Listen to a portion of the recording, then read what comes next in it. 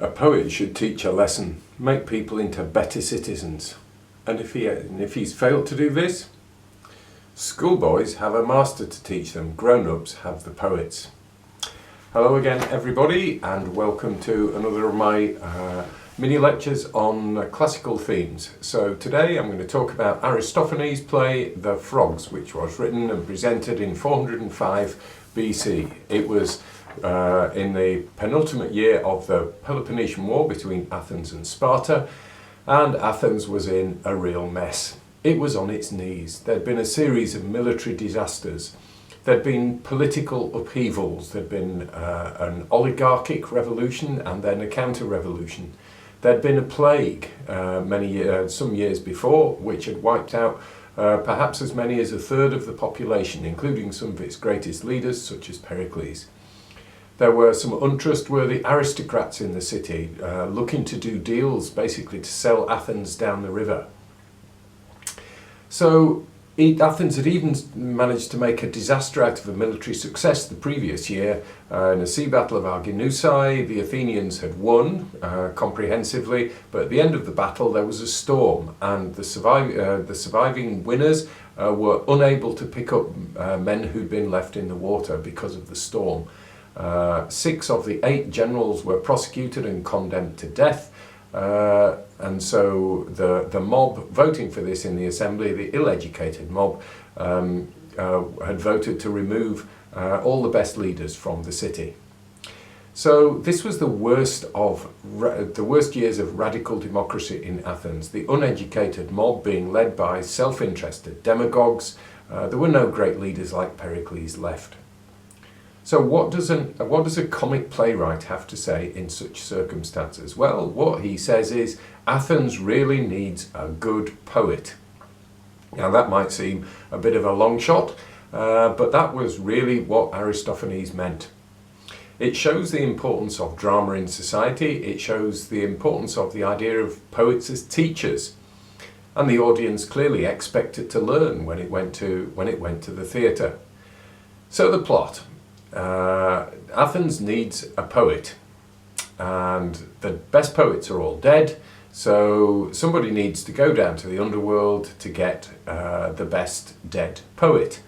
And this boils down in the end to a competition between 2 great playwrights, Aeschylus and Euripides. Along the way there's the usual knockabout fun from Aristophanes, a fair degree of obscenity, loads of clever wordplay.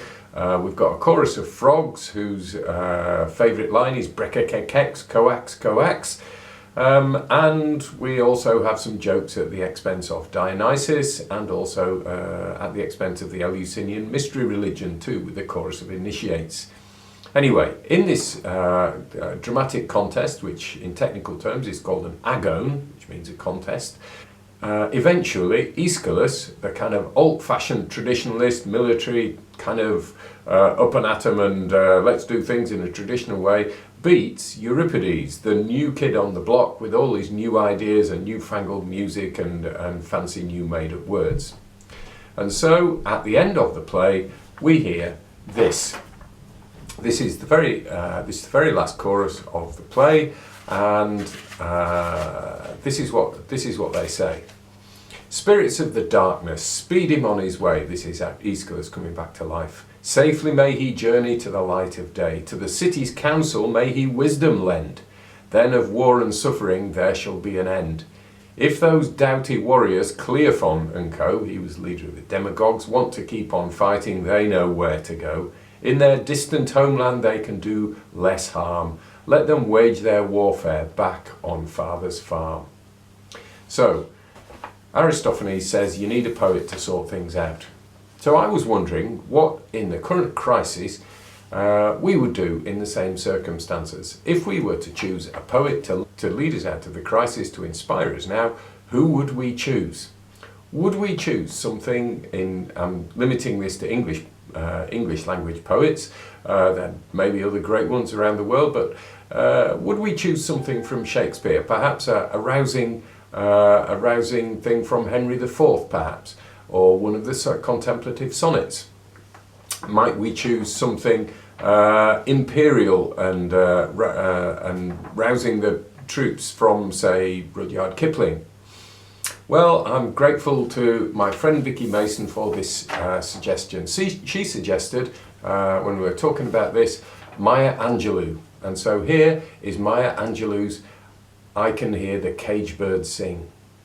A free bird leaps on the back of the wind and floats downstream till the current ends, and dips his wing in the orange sun rays and dares to claim the sky. But a bird that stalks down his narrow cage can seldom see through his bars of rage. His wings are clipped and his feet are tied, so he opens his throat to sing. The caged bird sings with a fearful trill of things unknown but longed for still, and his tune is heard on the distant hill, for the caged bird sings of freedom. The free bird thinks of another breeze, and the trade winds soft through the sighing trees, and the fat worms waiting on a dawn-bright lawn, and he names the sky his own. But a caged bird stands on the grave of dreams, his shadow shouts on a nightmare scream, his wings are clipped and his feet are tied, so he opens his throat to sing. The caged bird sings with a fearful trill of things unknown but longed for still, and his tune is heard on the distant hill, for the caged bird sings of freedom. Well, there's a poem for our times, if ever there was.